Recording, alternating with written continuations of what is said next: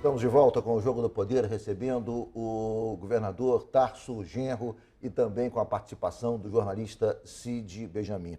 Governador, até que ponto o governo foi capturado pelo interesse do capital? No seguinte sentido, o que prevalece hoje é a lógica do pagamento da dívida.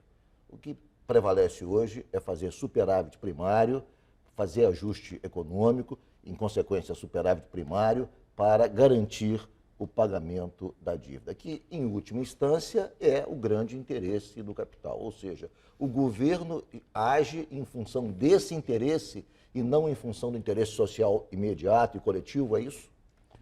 É preciso, na minha opinião, estabelecer uma comparação, né? Nós tínhamos até a década de 60, 70 uma visão, entre aspas, de libertação nacional. Ou seja, era o país contra o imperialismo para se desgrudar das influências das grandes corporações globais, multinacionais. Hoje a questão é outra. Hoje o que permite a economia mundial globalizada é uma relação de cooperação interdependente, né? Onde os países estabelecem uma relação com a globalização e estabelecem mútuas dependências, né? Uma dependência do financiamento da dívida, por exemplo, contra a dependência de matérias-primas, de produtos exportáveis, né, de agregação de valor, para gerar um equilíbrio. Esse equilíbrio se rompe quando entra uma crise global. O que ocorre quando entra uma crise global? Essa cooperação interdependente passa a ser uma subordinação absoluta de novo, né? E isso não é uma questão do Brasil, né? Isso ocorre em todo o mundo. Não é uma questão do Brasil, mas o governo europeu. do PT, de certa maneira, também está, digamos, adotando as mesmas práticas ditadas por esse receituário. Sem a menor sombra de dúvida. E por quê? Aí é que entra Isso será uma a inevitabilidade? Porque na América Latina a gente tem exemplos de países que não estão rezando para essa cartilha. Não é inevitável, né? Não é inevitável. O fato é que hoje o capital financeiro globalizado capturou os estados através do controle que ele tem sobre os juros da dívida. E esse controle se transforma em política interna. E esse controle se transforma em decisões dos tribunais. E é isso que prevalece, E é isso que está prevalecendo hoje no Brasil novamente, né? Nós tivemos um intervalo aí com os dois governos do presidente Lula, né, onde esta cooperação interdependente funcionou de maneira adequada, porque não havia uma crise global. Agora, quando ocorre uma crise, esses países transferem para países como o nosso o pagamento da crise. Isso se faz através dessas políticas que estão aí. Como romper essa situação, governador? Ter uma outra saída para a crise. Na minha opinião, você tem que fazer uma profunda reforma tributária no país, fazer uma reforma fiscal, taxar as grandes fortunas, taxar as heranças, né? Ter um outro escalonamento de imposto de renda, inclusive, para não taxar a classe média e taxar os ricos, voltar a CPMF. Tem que ter seriedade fiscal para controlar o orçamento, para o país ter autonomia para resistir a esse tipo de política. Se não se faz, seja, a se crise cai nas econômica políticas não se tradicionais. resolve com ajuste orçamentário. Não se resolve, é absoluto. E sim com essa mudança de postura atingindo o andar de cima, é isso? Nunca se resolveu nenhuma crise estrutural relacionada com a dívida através de mudança orçamentária. Se teve alívios imediatos, onde ali adiante se recupera apenas aquilo que se perdeu com a recessão aplicada. Cid. Tasso, eu queria que você falasse um pouco sobre essa reunião para a articulação dessa frente de esquerda.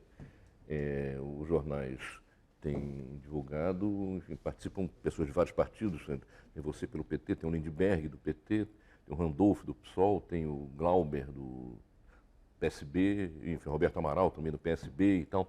Essa frente é uma frente que quer ter como interlocutora a sociedade civil e, a partir daí, fortalecer uma política de esquerda, ou é uma frente que pretende trabalhar no interior do governo para esquerdizá-lo? Não se trata de Vou falar nisso, só um comentário. Houve um jantar na casa do senador Randolph Rodrigues, que o senhor participou nessa semana. Isso mesmo. Essa frente fez uma grande reunião nesse jantar. Exatamente. A hipótese é exatamente essa, né? É nós trabalharmos um conceito de frente que tem um caráter programático, que aponte para o futuro e nada tem a ver com o governo atual. Eu mesmo sustentei na reunião, e sustento em todos os lugares, que o governo atual ele não vai mudar de política, né? Porque esse tipo de pasta, quando sai do tubo, ele não volta mais. Porque ele gera compromissos políticos, relações de sustentação no Congresso, relações na sociedade civil, relações com os banqueiros, com o empresariado, que geram uma estabilidade política que deixa o governo governar, tá? Então, da nossa parte, nós do PT que estamos participando, juntamente com lideranças que tu mencionaste, e tem um papel exponencial do senador Randolph nesse processo, nós queremos estimular que debates sobre um novo programa e uma nova unidade da esquerda venham se compondo de baixo para cima agora, de fora das estruturas partidárias ordinárias, para incidir sobre os partidos no futuro. É isso que nós estamos trabalhando. Não há nenhum compromisso, né, do PSOL passar a apoiar o governo ou de nós, do PT, abandonarmos o governo federal à sua própria sorte. Não. Isto é um trabalho visando o futuro para renovar o pensamento de esquerda democrática. E voltado para a sociedade. Voltado para a sociedade. Voltado para a sociedade, né? Tanto é verdade que nós vamos, em breve, publicar um comunicado, um manifesto, uma carta, seja o que for, né? Que vai ser uma carta assinada por lideranças.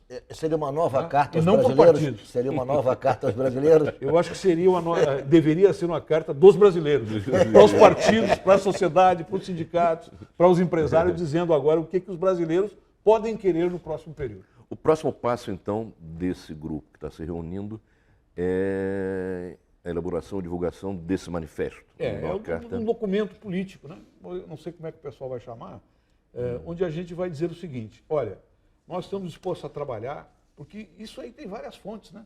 O movimento social está fazendo isso, está discutindo isso, já saíram vários manifestos, inclusive, nesse sentido.